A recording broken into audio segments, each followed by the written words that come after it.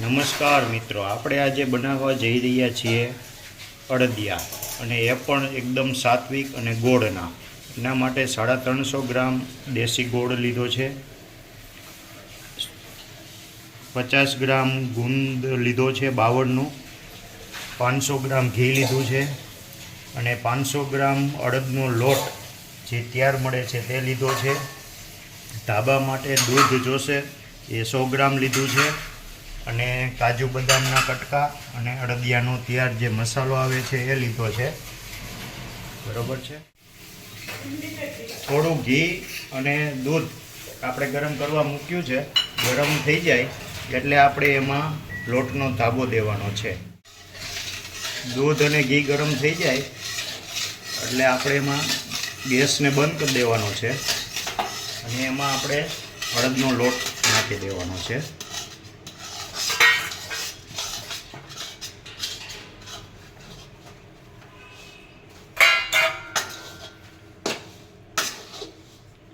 એટલે વ્યવસ્થિત આપણે આને ધાબો દઈ દઈએ. અમે આને ધાબો કહેતા હોઈએ છીએ અમારી ભાષામાં, પણ મિત્રો તમે શું કહો છો તે કોમેન્ટમાં લખજો.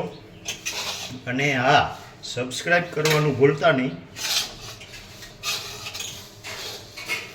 હવે આપણે ધાબો દેવાઈ ગયો છે. હવે એને ઘઉં ચાળવાનો જે આક હોય છે તેમાં આપણે લોટ ચાળી લઈશું. આપણે ધાબો દેવાઈ ગયો છે અને લોટને પણ આપણે ચાળી લીધો છે. હવે આપણે ગુંદને તળી લઈશું. હવે આપણે ગુંદને તળી લઈશું. એના માટે હું અત્યારે જરૂર પૂરતું થોડું ઘી મૂકું છું. ખોટું બીજું દાજ્યું કરવું નહીં. ઘી ગરમ થઈ ગયું છે. હવે આપણે ગેસની ફ્લેમ મીડિયમ પર રાખી દઈશું. સરસ ઘી ગરમ થઈ ગયું છે. હવે થોડો ગુંદ નાખીને આપણે એમાં ને તળવાનું છે. પહેલાં ચેક કરી લઈએ, હજી બરોબર ગરમ નથી થયું. ચાલો હવે આપણે ગુંદને તળી લઈએ. સરસ ફૂલાઈને મોટો થાય છે.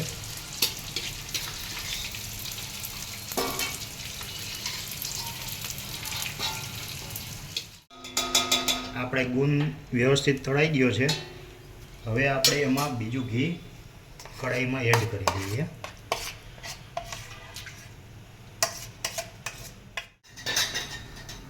હવે આપણું ઘી સરસ ગરમ થવા આવ્યું છે અને થઈ જ ગયું છે ઓલમોસ્ટ. હવે આપણે એમાં લોટને નાખી દઈશું.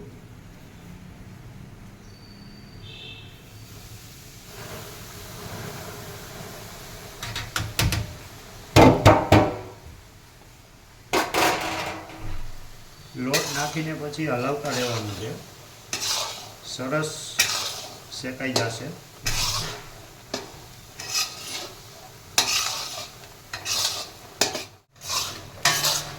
અડદિયા બનાવવામાં તમારે જે તાવીથો હલાવો એ તમને કોઈ નહીં શીખવાડે. આવી રીતના એક સાઈડ જ હલાવવાનો છે.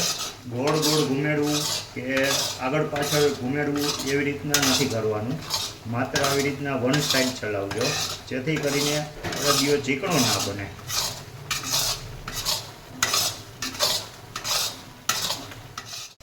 આપણે અડદનો લોટ વ્યવસ્થિત શેકાઈ જવા જેવો છે.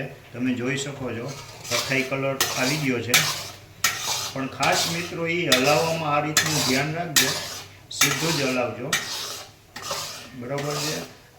આવો બદામી કલર આવી જાય ત્યાર પછી આપણે એમાં ડ્રાયફ્રૂટ નાખશું, કારણ કે આપણે પહેલેથી એને રોસ્ટ નથી કરેલા, એટલે હવે આમાં રોસ્ટ પણ થઈ જશે. પહેલાં બદામ નાખી દઈએ.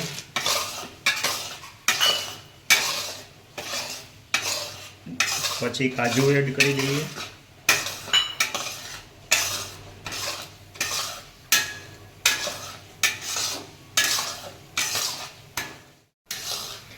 હવે આપણે કમ્પ્લીટ શેકાઈ ગયું છે. હવે આપણે ગેસ બંધ કરી દઈશું અને થોડું આને ઠરવા દઈશું.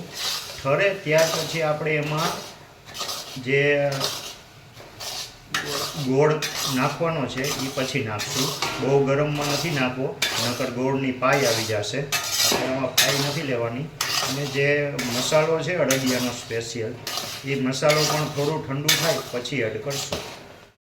સરસ ઠરી ગયું છે. હવે આપણે એમાં મસાલો એડ કરી દઈએ. બહુ ઠરવા પણ નથી દેવાનું, નકર ગોળ નહીં ઓગળે.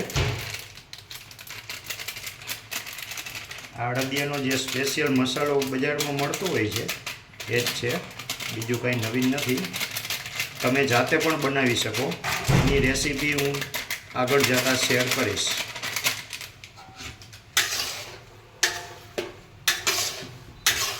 વ્યવસ્થિત મિક્સ થઈ જાય ત્યાર પછી આપણે એમાં ગોળ એડ કરવાનો છે.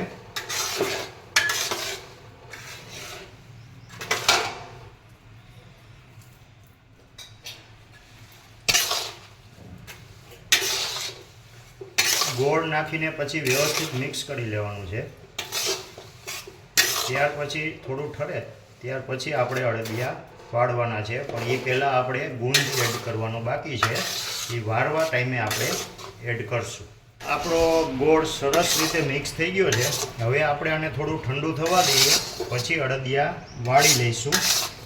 કારણ કે ગોળ છે સ્મેલ પણ બહુ સરસ આવી રહી છે અને આમાં ચાસણી કંઈ લેવાની જરૂર નથી હોતી.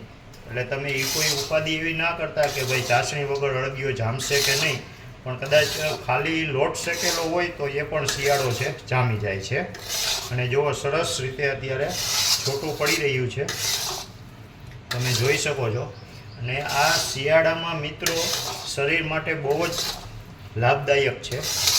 આ તમે જો એક શિયાળામાં 2-4 મહિના જાય છે ઠંડીના, પણ 1 મહિનો પણ જો રોજ એક ખાઓ આખું વરસ તમે માંદા નહીં પડો. આપણે માવો બની ગયો છે.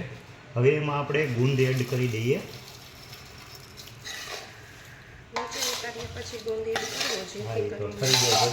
કરીને આવી રીતના વ્યવસ્થિત હલાવી લેવાનું. પછી આપણે હવે એને અડદિયા વાળશું. આ બાજુ લઈએ. પછી મિત્રો આપણે આવી રીતના વ્યવસ્થિત એના અડદિયા જ વાળવાના છે અને સરસ વળે છે. કોઈ જરૂર નથી ચાસણીની. અને ડાયાબિટીસવાળા વ્યક્તિઓ ખાય તો એના માટે પણ સારું છે, કારણ કે આમાં સુગર નથી આપણે એડ કરી.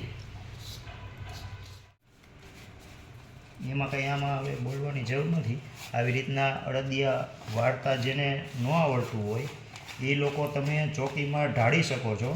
પછી ઠરી જાય એટલે કાપા કરીને ચોસલા પાડી લ્યો છરીથી કે ગમે તેમ, તો પણ ચાલશે, કારણ કે ટેસ્ટ તો એ જ રહેવાનો છે. કમ્પ્લીટ છે આપણા ગોળના અડદિયા અને એકદમ મસ્ત બન્યા છે. હવે આપણે ભગવાનને ધરશું. ભગવાનને ધરીને પછી આપણે જમશું.